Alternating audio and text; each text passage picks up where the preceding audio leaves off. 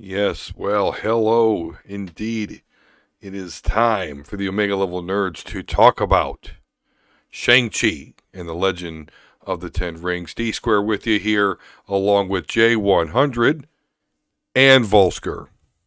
How you doing tonight, gentlemen? I'm chilling, man. It's been a good day and a good movie. Now I get to talk about it. Mm-hmm. Hell Yeah. yeah. That is the funnest part. Of course, we did have a fresh, spoiler free short review on the ride home from seeing Shang-Chi, Volsker and I. So, little car ride home review for you. But let's get into the thick of it.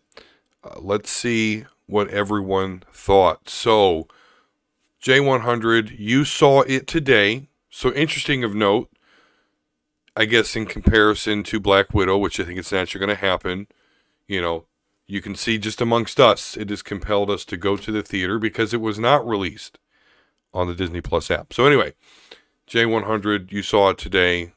What are your thoughts? How'd you like the movie? I think that was one of the best solo Marvel movies that they've made yet. And as far as solo movies go, I think that uh, this should be like a template for the MCU or even the DC, you know, uh, straight to straight to DVD, movie franchise they have. But Yeah. but it was good. It was captivating. It answered questions along the way. It felt complete as far as an origin movie goes. And then the mid credit scene, uh, kind of gives you an idea of what's about to happen, especially with some other movies coming out. Mm-hmm. Um, Mm-hmm. so I mean, like, uh, I guess that's how you perfectly place a movie that you then tell a complete story, and then it actually have a story that you can relate to, that um I guess begs you to watch for more. Mm-hmm. uh so I mean, it was great. I i i enjoyed it top to bottom. All right. Volsker, your thoughts. How'd you like it? Yeah. I mean, we pretty much had a really in-depth discussion, as you mentioned, like our quick ride home review. Before we get into any spoilers here, I loved it. As I told you, when it comes to origin stories, I felt it was right up there next to Iron Man. Like, because Iron Man is still the pinnacle of origin stories. This was just awesome. It brought a fresh new perspective to the MCU. It got everybody, even you who, you know, D, you're a huge comic book fan, like look right behind you, but Shang-Chi was not somebody you were super into. And even hearing come from you, like, holy shit, that film was awesome. Shows you what kind of magic they put in this. We talked about it wasn't whitewashed. It felt like it felt like a kung fu martial arts movie made by the right people. And then you tie it into superheroes, the Marvel, even with some of the changes. It really excites me to see what we're going to see from here on out because Feige, let's just be honest, taking no name characters like the Guardians, Shang-Chi, and making them household names and making films that people are flocking to is amazing. And coming back to even those who are fans of comic books, that's in the end, that's good because then maybe Shang-Chi was your favorite character and he really hasn't been getting a whole lot. Well, just going in like to the pandemic, he had his own series again, which he hasn't had in years. So it's a lot to take in, and I don't care what anybody says. I don't know if you guys saw somebody was trolling my post on Facebook. MCU is back. This is the true first film back in the theaters. No Disney Plus. This is a true MCU theater release, and it was fucking amazing. hmm And I would have to say that if you look at Rotten Tomatoes, I would certainly agree. 92% rated fresh, 98% audience score. You mentioned my reactions and the changes. My reaction as far as, really liking the movie. And yes, that is in despite of the fact that I kind of made fun of and don't quite understand the change from the 10 rings to the 10 bracelets. And the fact that, the Mandarin character is still not the exact Mandarin character in the comic books. But despite all that, they not only made me like this movie, I actually really like the Mandarin character in this movie. I love the father and son dynamic between those two. Like, I love when he tells his father, like, well, how'd you find me? And I so get this because his dad looks at him like, I always know where my kids are. Like, as a father of a son and children in general, it's like, yeah, you understand that. Like, I understand my children are going to have to go off someday and be opposite of me. And I'm really just going to have to be like, whoa back, do your thing. But certainly that doesn't mean I'm not going to be on the edges, just making sure that they're going to be okay. So anyway, they made me like all that. They made me forget that change, and I get it. Who wants the stereotypical Mandarin? Because it's kind of a dated, the Fu Manchu jade robe. It's just not really a great image. So I get the updated. They made me like the character of the Mandarin, and yes, I agree. This is a very good origin movie, and yeah, it was great despite my apprehension about the changes. So, validating that right there.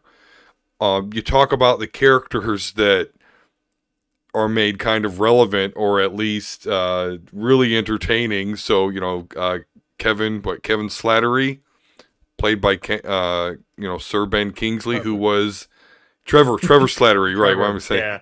Trevor Slattery, yeah. Oh, I'm not gonna forget the dude who fucked up the last Iron Man movie. I'm not gonna forget his name. So, doing all that, I mean, I'm happy they paid it off a little. right? They paid it off a little, right? Okay, you're still not into it. It was funny. I liked it. So those are my quick thoughts there. So, but again, for those that trolled you, Volsker, on your Facebook, again, Rotten Tomatoes not really uh, agreeing with them. The budget for this film is 150 million. Okay, data so far, we're at 71 million domestic, 56 million international box office. That's 127 million first. It's already almost made its budget back. And we're not technically through opening weekend. So, again, comparing it to Black Widow that only made the 30, and that's, 30's kind of, yeah. Yeah. And a lot of it too has to do with that. The pandemic, we're still in the middle of the pandemic. People are still hesitant to go to theaters. I guarantee you, if that was not the case, this movie would have done so much better. So looking at what we're going through and how the box office has been, it's a fucking smash hit. It is. Yeah. I mean, Yep.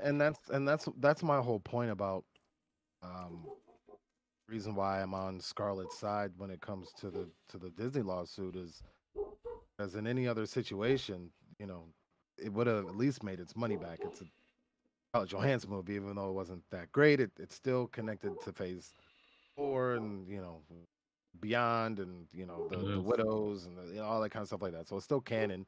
And it just was placed wrong and timed wrong because of some things. So at the very least, you could have at the very least restructured the contract. I mean, if you're really not going to put the movie in theaters, then restructure the contract. I mean, that's not hard to do. And then when we were reading about how that was what was reportedly supposed to be done and then not, I mean, whose fault is it at the end of the day? So if we're going to scale to put Shang-Chi's uh movie to scale because of where we are in the world, then we should definitely do the same for Black Widow. And also at the same time, have no, at least from my point of view, have no Mm-hmm. other further reservations about how Disney treated one of their marquee actresses. So just remember It that for the future really, of the franchise. yeah, it really is a mystery how that didn't get worked out better, and we'll see in the Omega level news where there's kind of some additional fallout to that. That's not even that, too. Like, before we even get to that topic later, because that was the first thing that clicked in my head because I shared that with you guys yesterday. Mm-hmm. I don't know if you guys heard. I don't remember what the hell the series was, but she was supposed to start like some new sci-fi series for the Fox branch that Disney had her. Supposedly, that whole project is scrapped now. Like, she's basically Yeah. like blacklisted for Disney for the foreseeable future,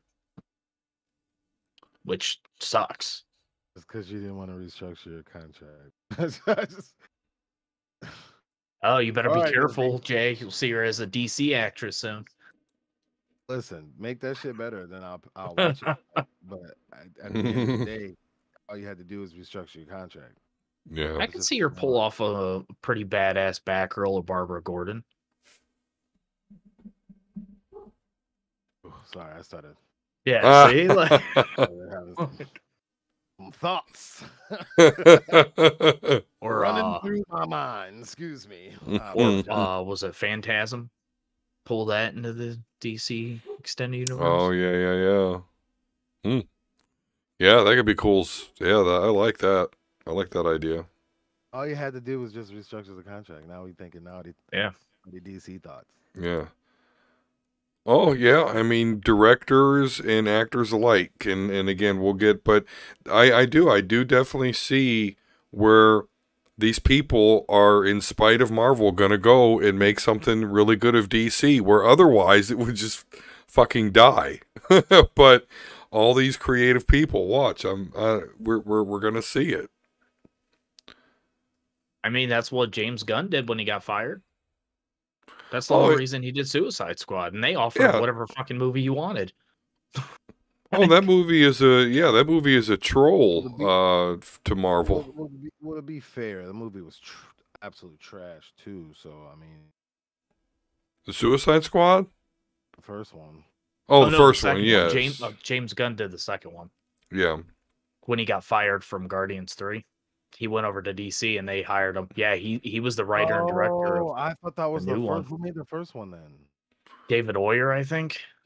David Ayers, yeah.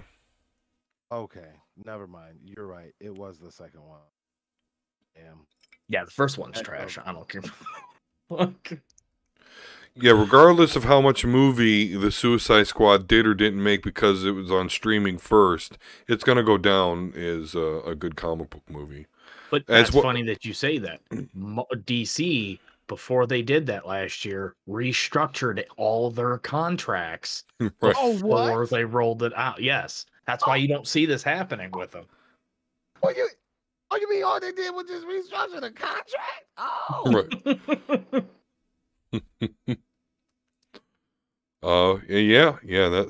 That's a delight to watch. Even the wife likes it. Of course, so is Shang-Chi. Yes. What did you think of the what did you think of the big end scene, I guess? I mean, I'm not sure what other specific scenes anyone wants to talk about. Mid-credit or end credits? Because I think both were pretty significant. Mid-credit. I think that one was a more significant one to me. So we see Captain Marvel in hologram form. And then we see Bruce Banner, so no longer the Hulk, with a sling on the same arm that the Infinity Gauntlet hurt. And I know on the ride home, you're like, how, we saw Bruce Banner. Like, why is he not the Hulk? And I was like, yeah. Somebody came up with a theory, and this happened in the comics, and it, spoilers, potentially, for those comic fans, they're thinking it could play into the She-Hulk. Because remember, in the comics, he does a blood transfusion to save her from dying after being shot. Mm-hmm. So people are thinking maybe he does that, and that actually causes him to actually go back but I didn't notice this, that somebody said if you look closely, it looks like he has some kind of bracelet or gauntlet that may allow him to now control the Hawk powers. Yeah, makes That's why I sense. don't. That's okay. Even though this was a end credit scene, so it's okay. But Yeah. that just right there just made me just hate every preview I've ever seen. Just This.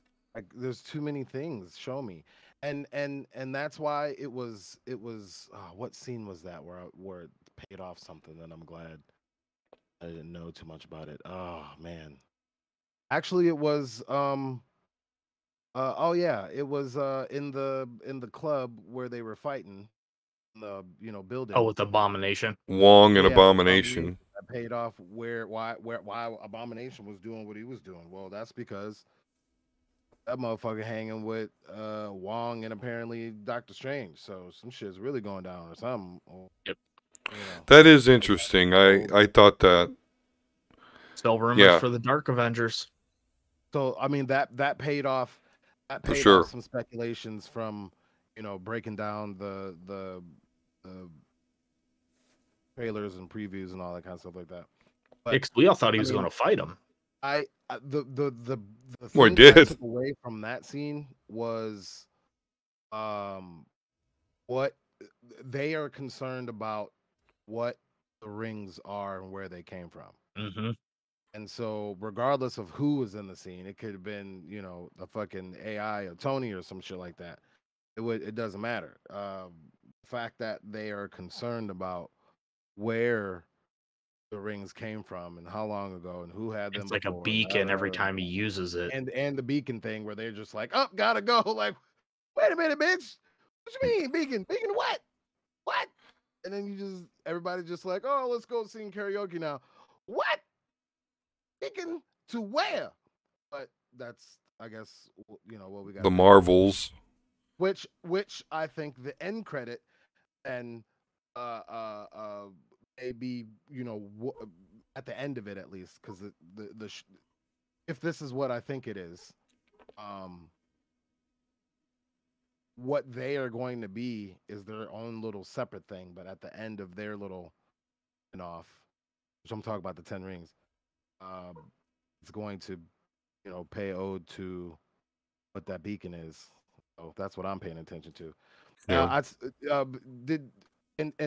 Now that I'm thinking about that, Volsker, I've been meaning to ask you: has there been any addition to the Army of the Dead stuff? I thought there was, because I want to know what that blue shit is. Not that I'm aware of. No. I thought there was something that came out that was like a prequel. There's the prequels that are coming out is going to be with the locksmith and his team, how he trained. And then there's supposed to be more shit after that, but I haven't heard anything since then. Okay, I thought something came. Yeah, I remember the things that I have questions about in these plots. Leave us the beacon question for 10 years, Feige. Go ahead and do it. Right. No, don't do it. Man. Be in his office. What is the beacon, man? What is it? Yeah, so that'll be interesting to learn, like, why Captain Marvel had to go off abruptly. Them mentioning, like, those rings are like 10,000 years old or 7,000 years old. I think that's going to end up being an Eternal thing. That must be like an Eternals weapon or something. That's what I just thought about, actually. I was like, wait a minute. They showed the Eternals. See? Got it. Yeah. Here's another thing. I'm going to throw this out. So we weren't lucky, and I don't know, Jay, what previews you got. We didn't get anything but the Eternals. That was like the only Marvel.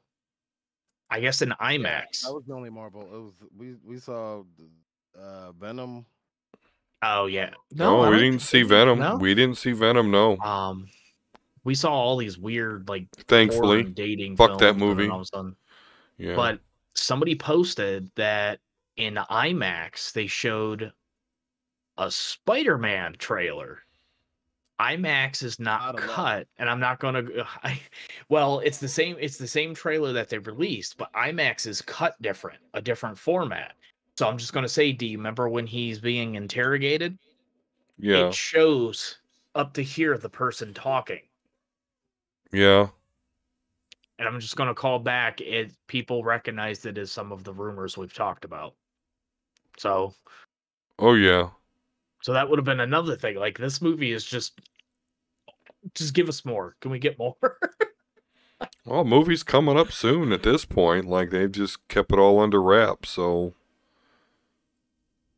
So September, we got 2 months for Eternals. Mm-hmm. Yeah, I'm interested in that now that I've seen more of it, and I do think we will definitely get some sort of tie-in between Shang-Chi and the Eternals. It'd be interesting to learn more about Black Knight since he's in the movie.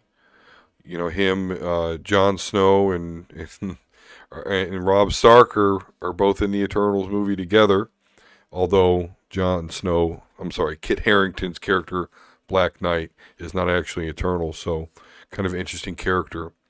So yeah, it's like, to me, I get it. It really is like this new startup of the MCU. Although it wasn't really designed like that. It was designed to keep going. You know, had the pandemic not happened, we would have saw this quite some time ago. But it feels like the true first move. Like, this feels like a new phase. This movie alone feels like we're going into a whole shift, and that is insane. The only thing I don't understand, and this has nothing to do with the actual movie itself, is that the whole, like, Shang-Chi is an Avenger. Like, I get it, he probably will be, but that has not happened yet on screen, so I'm not quite sure.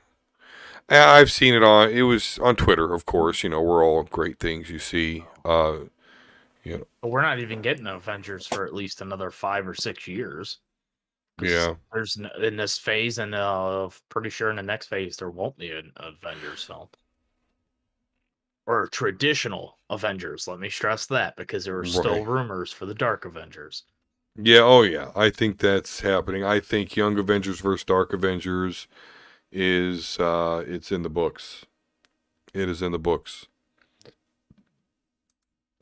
But yeah, so there you go. So all of us Omega Level nerds here are liking Shang-Chi, and again, despite my reservations about the Mandarin character, we're looking at the box office, of course, and that continues to look good. I mean, if you look at the pie chart there, which I'm at www.thenumbers.com, hyphen between the and numbers, you'll basically see that the graph just continues. So, I mean, I understand going into the week we will see a drop-off, but the trajectory is clear.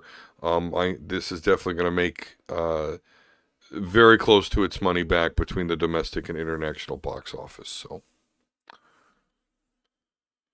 all right, what about the Disney What If series? So I have been watching that. Is everybody else caught up there, or? Yeah. Okay. Yeah, it's Marvel. Fuck yeah, we're caught up. Yeah, and we didn't talk about it last week. So, of course, the episode that we didn't talk about was, what if the Avengers had all died? And I'm kind of paraphrasing the title shit. there. They are getting progressively dark, where that was basically the original Hank Pym. These terrible jokes in between to, like, yeah, to remind you that this is like a multiverse or whatever. Like, yeah. Stop the jokes when you murder my dudes, bro. Like, right. Yeah, precisely. And I thought it was interesting that they had the original Hank Pym, Ant-Man, destroying the Avengers because of Janet Van Dyne died in the service. And so, yeah, but it was dark. And then we have the last one, which is what if Doctor Strange had lost his heart instead of his hands? Long title, I know. But that was interesting because he's basically trying to save his loved one, Dr. Christine Palmer, kind of like girlfriend / fiance, what have you, from dying. And despite all of his efforts, it just, if he saves her from dying one way, she dies another. An absolute point. Right, exactly. He learns from, what's her name? The one, which I was surprised they still kept with that same character model that they had and got flack for in Doctor Strange, but nonetheless, the ancient one. It's canon now. What you gonna do? Yeah. But so the ancient one explains to him, listen, if she doesn't die, you don't become Doctor Strange. That needs to happen. Therefore, that's an absolute point. And what does he do? Well, he seeks to change that anyway. So he goes to learn how he gathers enough power to actually do that, which turns out is just absorbing a lot of powerful demons / dark beings and whatnot, to the point to where he has to absorb himself, an alternate version of himself, because obviously that Doctor Strange that keeps gathering that power gets a little bit twisted. I don't know if I want to say evil, but just definitely twisted, darker, and then needs to absorb the regular Doctor Strange that we all know in order to have enough power to do this. Don't forget what happens. The Ancient One actually, at one point, she split the two. So they're the same, and there was two in this timeline. One good and one bad, but their powers were split between each other. Yeah. Right, yeah, I forgot that. Goes because he ended up creating like a universal singularity and like out existence. So right, yes, like the whole existence.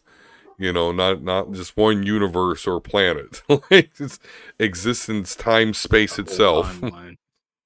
Yeah, that was crazy. And what is this, the 4th episode now in the series? Yes. So, okay. So far, half of the What If episodes, we've seen the tentacle monster summoned. So, just going to call that out. 50% of What If shows, a tentacle monster is summoned. Teasing people like 8-Bit Ray who want to see Shumagorath come on screen. Shame on you.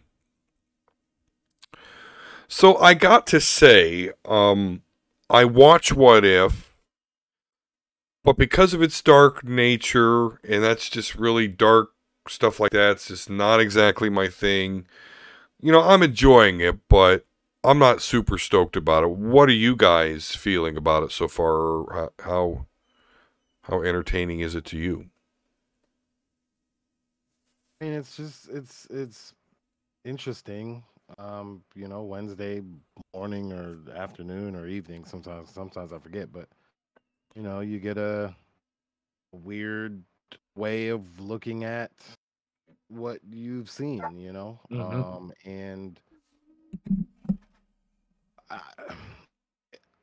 you've had to watch your favorite die, so I mean that's gotta yeah.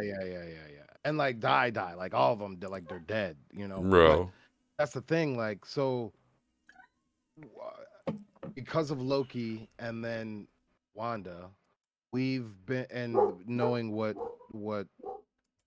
Doctor Strange's next movie is going to be about, and then having that connect to Spider-Man and the multiverse that's going on there because that's connected to, you know what I mean? Like the What If series I think is gonna pay off to and toward something.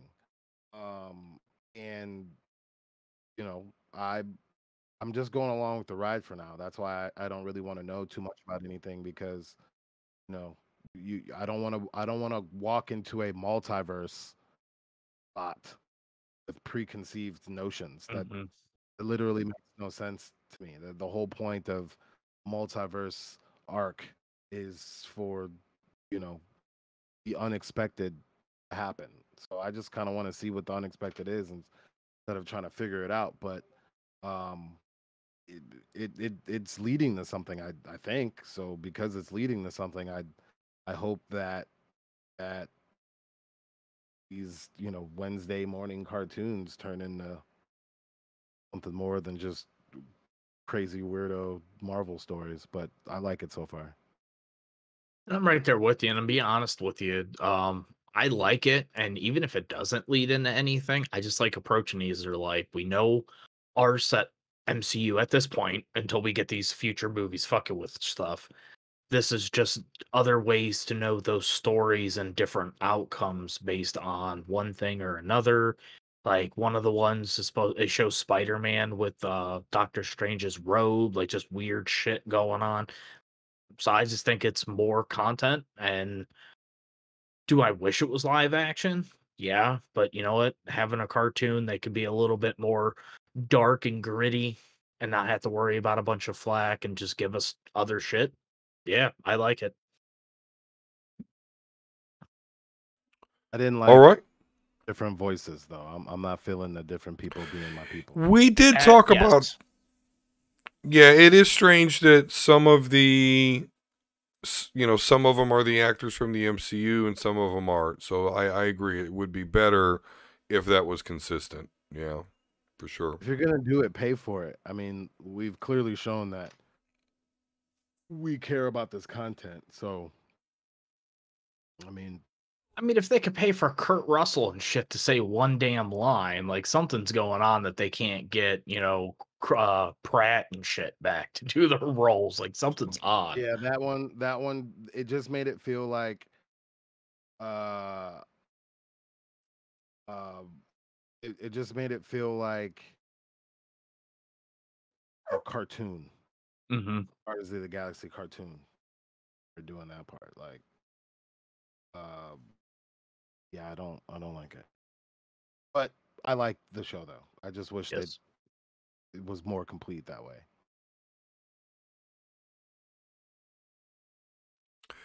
All right, good stuff. Good stuff indeed. All right, well, speaking of content, we've got more content you coming in the form of the Omega Level News.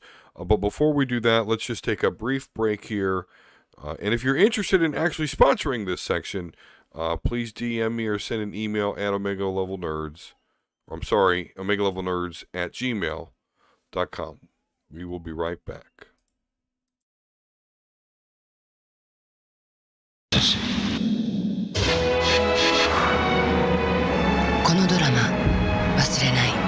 Final Fantasy II for Wanda Swan Collar.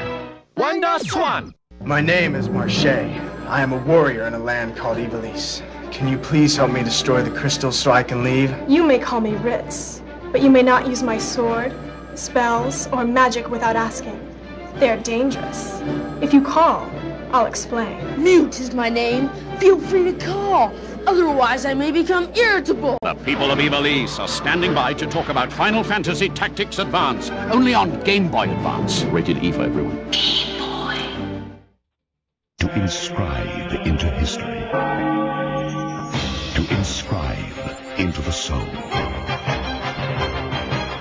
Final Fantasy Tactics. 50年戦争の後、大国エボリースにおいて獅子戦争、フザーリア、ザルテーニア、400種類に及ぶアビリティがゲームに出るぞ。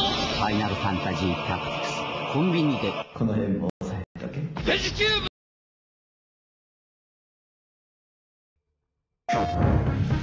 Beyond the edge of reality lies a story of ultimate conquest, a story of war and friendship, a story of a love that can never be, and a hatred that always was.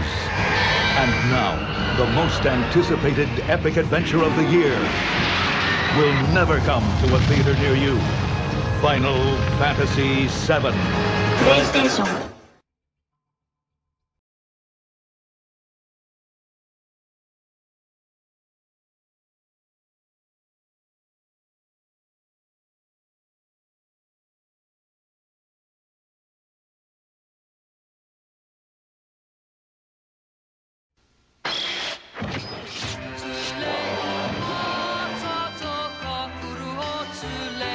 Yumeじゃない。ファイナルファンタジー6。4月2日、スーパーファミコンで発売。スクエア。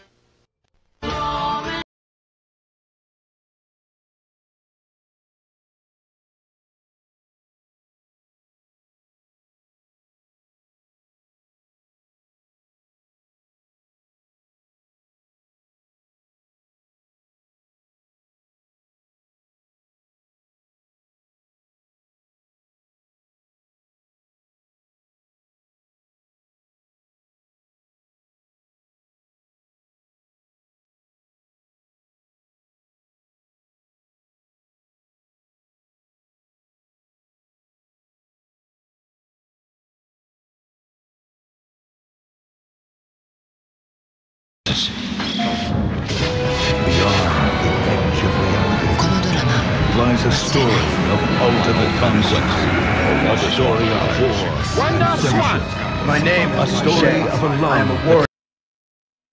What's not letting you on? All right. No, we're good. We're good. All right. We are back from that break there, and now we will get into the Omega level news. So first off is a story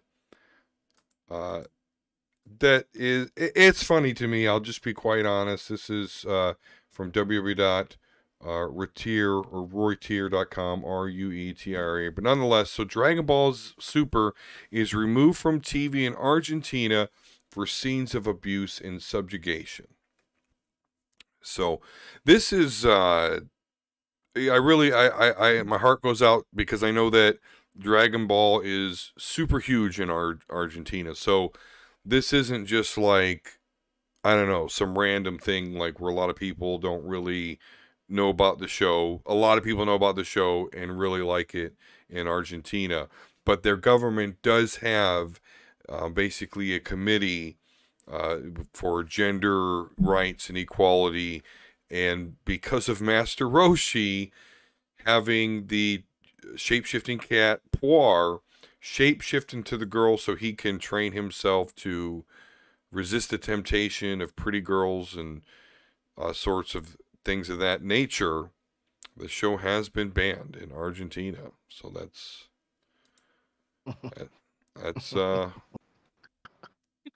I mean, Master Roshi. I mean, come on. He's been at this since the 80s. This is nothing new.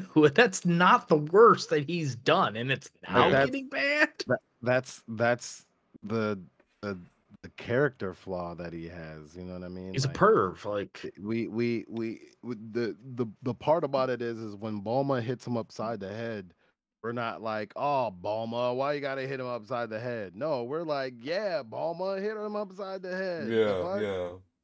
He's so fucking weird, Master Roshi. Shit. My girl even says that shit. So I mean, like, yeah, he's like at one point the most powerful human on Earth, and yeah, he's just this big perv. in one way, I can see what they, I guess, mean, but as far as banning it, I don't think that's the move. I think the move would be, if that's such a big deal, have a discussion about how wrong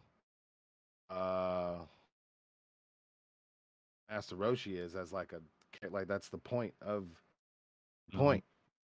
There's got to be a lot of anime that's going to be banned. As a child, yeah, right. As a child who, was trained by him, the strongest guy, the strongest guy in the universe was not even, phased by it and has a happy, loving family. Like I don't. Okay. Yeah. Well, you got to watch out. Like, Jiraiya could be next or something. Who knows? Halo Drama pointed out to me when I was talking to him that usually it's America who censors the anime, so it's kind of different for it to be another country. And he also says in chat here that is not even the closest thing, to the worst thing Master Roshi has done. Do we have to even mention that he had Bulma flash him for Dragon Ball? Yeah. Yeah, he's been super ridiculous for a long time. So long time. He sits there and reads porn like on his chair, for God's sake. Yeah, if that's gonna be an issue, there's gonna be a lot of anime banned because that's a lot of tropes with animes. There's always a pervy character, or the main character's getting caught being pervy. Like that's a huge trope. Ew. Well, at least in Argentina, and I know there's other countries that are pretty stringent like that. So, I am sorry for those that are big fans that they're not going to have it on TV. Now that's just TV, though. I mean, I'm not going to get too dramatic about it. They'll have other ways, I'm sure. Yeah, I'm sure they can get the Funimation. Da da da da. Right.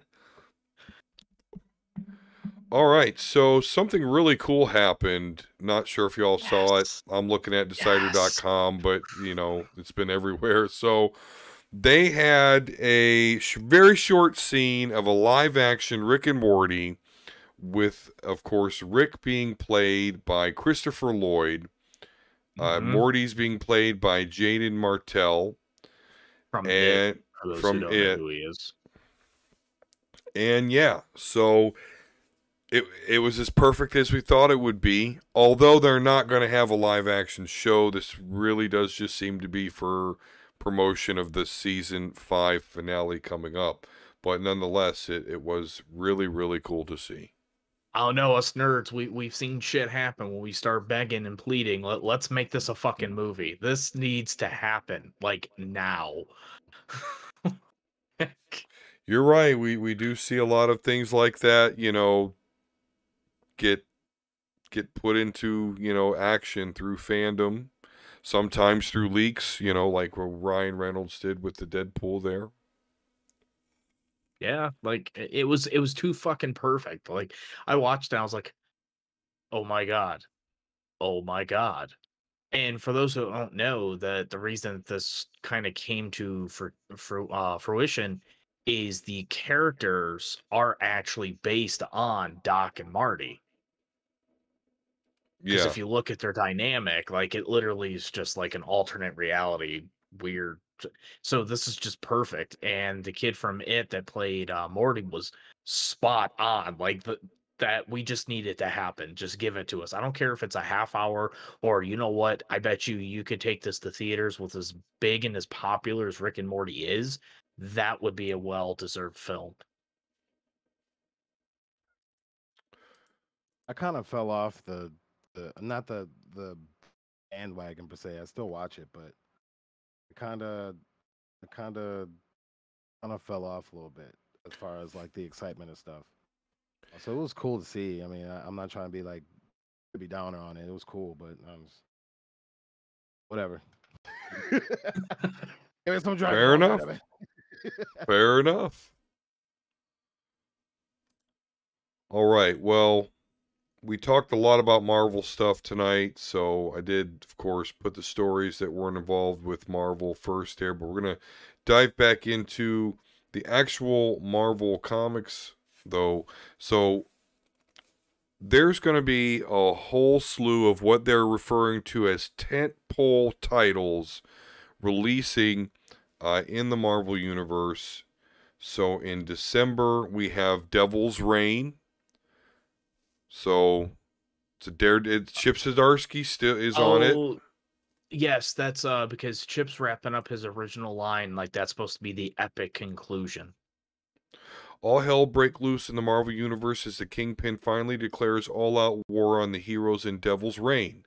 Having set the stage in their Eisner-nominated Daredevil epic, Chip Zdarsky and Marco Checchetto's far-reaching crossover event finds Mayor Fisk outlawing all superheroes in New York and unleashing intel on all their dark secrets while pitting Daredevil, Elektra, Captain America, Iron Man, Spider-Man, the Fantastic Four, and many more against his Thunderbolt agents, which in the end, who will reign? Okay, this is gonna be some shit then. That sounds fun because I love this series. For those that haven't followed it, Fisk is the mayor, so he oversees New York City.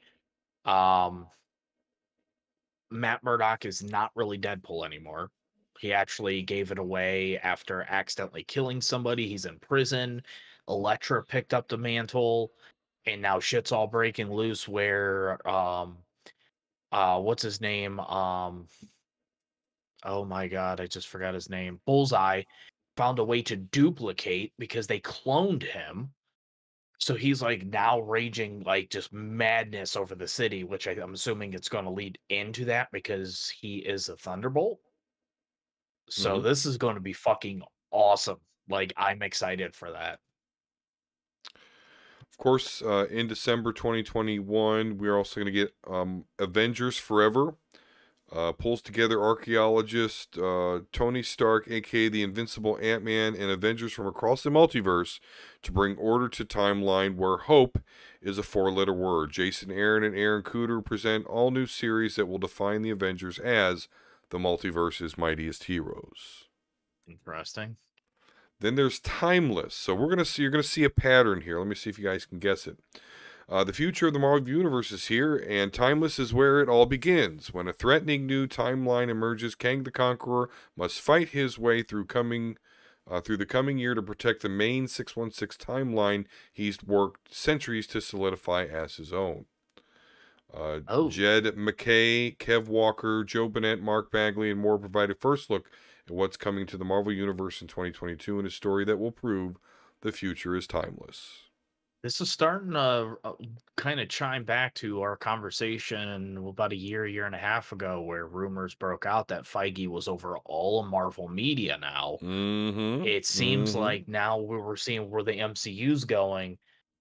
The comics may not be tied in necessarily, but they're going to kind of introduce characters that people need to know and get familiar with. In the mix, that's right.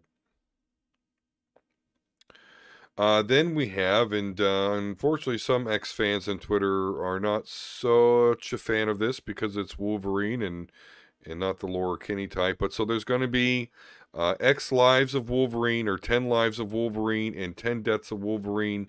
This is going to be written by Benjamin Percy, who's currently writing the ongoing Wolverine series and X-Force. House of X and Powers of 10 ushered in the first Krakoan age of the X-Men. Now, Marvel Comics' 10 Lives of Wolverine and 10 Deaths of Wolverine will test the best there is at what he does. Before any mutant can survive to the second Krakoan age, Benjamin Percy, Joshua Cassara, Federico Viniciti tell two interlocked tales about what happens to Wolverine when his past meets his future.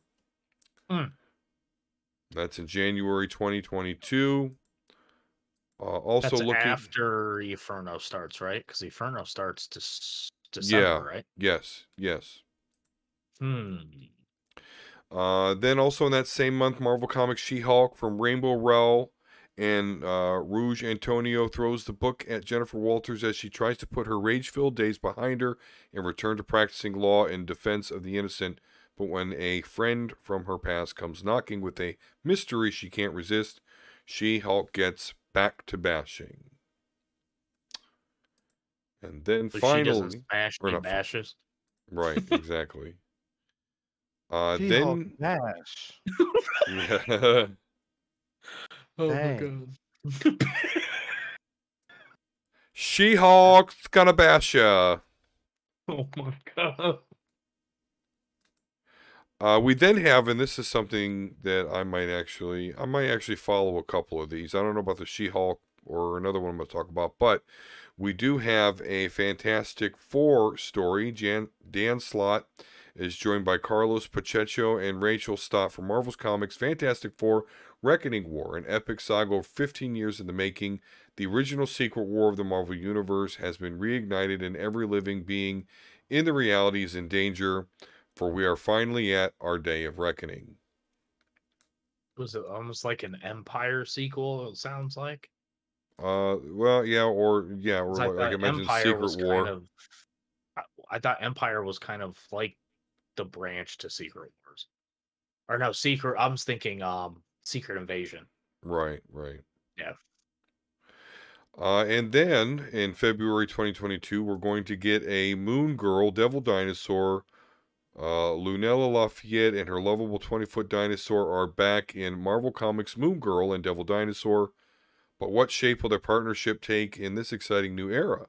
Keep your eyes peeled in the comics in the coming months for news about the next adventure of the biggest brain in the world that will send dino-sized shockwaves throughout the Marvel Universe.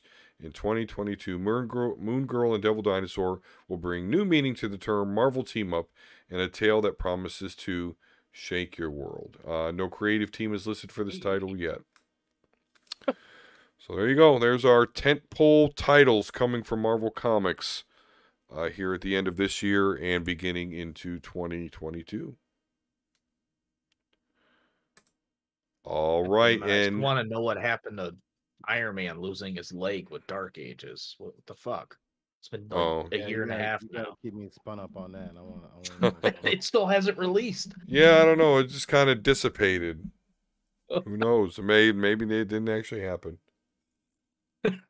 Figment. It was an alternate reality. Because wasn't it in an X-Men comic? What comic? I forget what comic that was in. Wasn't it Incoming? Yes, incoming. Right. All right. Well, hey, happy birthday, Michael Keaton, celebrating his 70th birthday. TrueDaily.com tells us this, of course, and every other social media post. But yes, turns 70 today, and of recording this, it is September 5th. Come from Pennsylvania, of course. Best known for his role in Batman, Beetlejuice, and his role in the black comedy Birdman, which earned him a Golden Globe Award for Best Actor, Motion Picture Musical, or Comedy, and an Oscar nomination. Started his career in 1975, seen on TV shows Where the Heart Is, Mr. Rogers' Neighborhood, but it was his part in, of course, the Tim Burton's 1988 horror comedy Beetlejuice, starring Alec Baldwin, Gina Davis, Catherine O'Hara, and Winona Ryder, which earned him widespread recognition. You know, I didn't know this until recently. He did stand-up comedy as well. Oh, yeah, I'm sure he seems naturally funny, so, yeah, that totally makes sense. Pretty talented. All right, so we're going to swing back into Marvel. See, I'm trying to break it up a little bit here, but, you know, so we really kind of already talked about it, but apparently, though, you know, we were going to get another Whedon, or not Whedon. Oh my God, I'm so sorry. We ain't getting any Whedon. Yeah, no, there's no, there will never be. You know, my second favorite X-Men run was written by a monster. You want to hear something getting banned for, you know, female rights and shit? You ain't getting anything from Whedon. However, the Russo brothers were, you know, working on a Marvel project, an MCU project, but have soured due to the treatment of Scarlett Johansson in the lawsuit. Yeah, see, I'm telling you, man. When you all you had to do is renegotiate the contracts, man. I just don't understand. That's all you had to do. Yeah, we're talking about the directors that took over for Whedon, that picked the Avengers back up, took it to a new level, gave us the awesome fucking back-to-back Infinity Wars and Endgame films, saying they're done, then they say never, thinking about coming back. God knows what they were going to start working on or what they were pitching. From what my understanding is, they were coming up with an idea to pitch and work with Marvel on, which I think at this point they deserve some freedom here if they want to do something crazy, or like, I think they've earned it. And then now going, nah, I'm good with that. No, like, man. Are you just gonna treat Scarlett like that? You want us to make movies for you, and you treat Scarlett like that? Yeah. Scarlett Johansson, like, yeah, the queen of all of this. That's how you gonna do? Oh, yep. Oh, okay.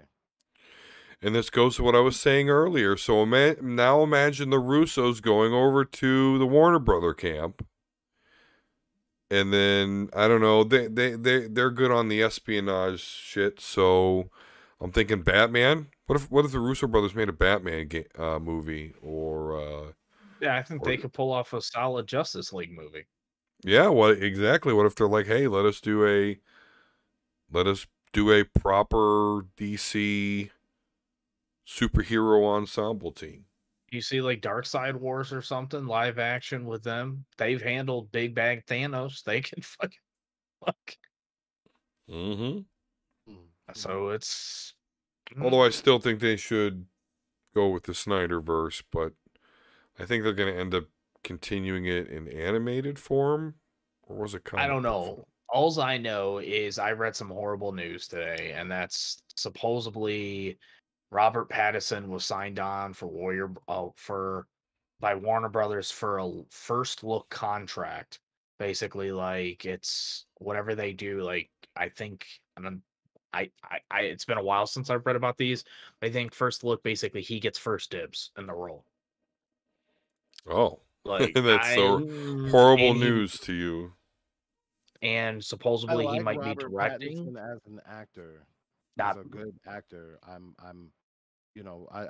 not one of those ones that like typecast him because of Twilight. He's a good actor. He's just I just don't think it's a doable, believable Batman though. Or I mean, obviously it just needs to be seen, but it just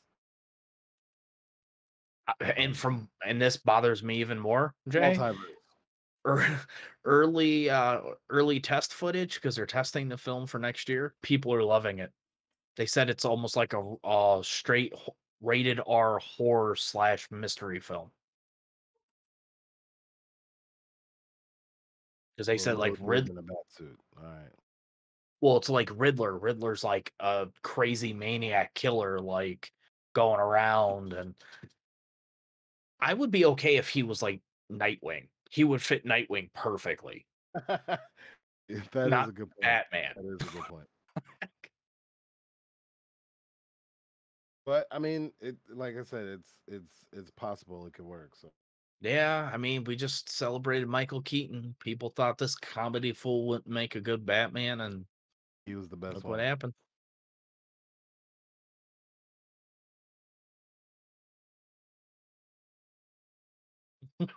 Where are they? Look at me. I don't understand what you're saying. just tell me what you're saying. And start with the victim's head. It makes them all fuzzy.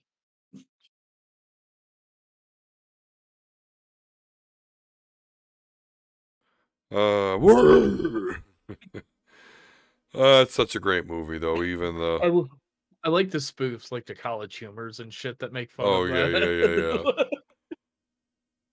What, you don't like this voice? I'm trying out different voices. Oh, good times. Good times. Why you do that to me? You're Ra's al Ghul's daughter. What?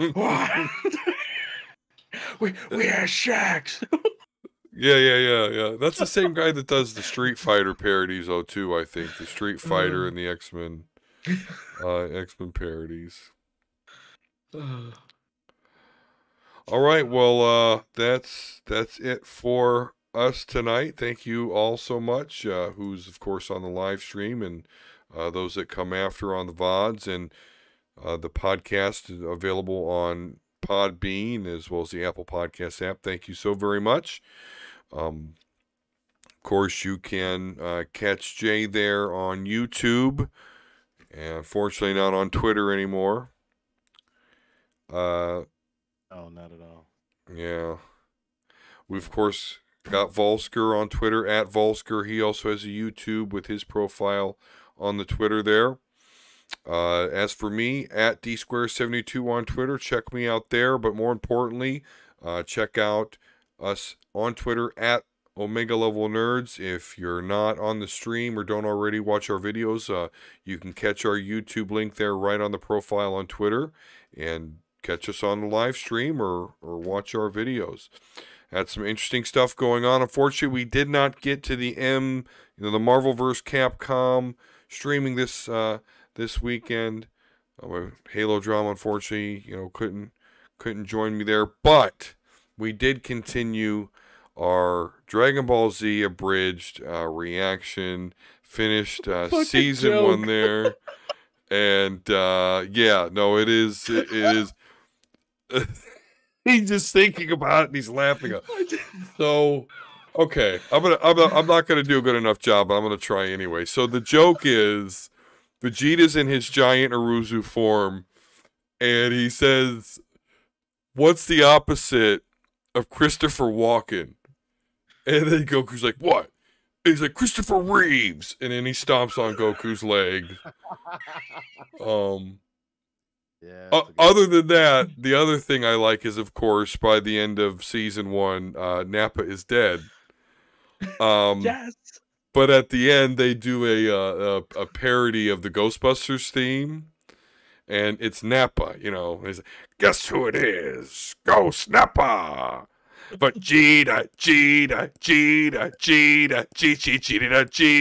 Anyway, it's hilarious, goofy, fun. So go check out. We've got our first 2. We're going to shorten the episodes, though. We're going to go down to like 2 episodes per video there. But we just wanted to kind of barrel through season 1, get our feet wet, and away we go. So check that out.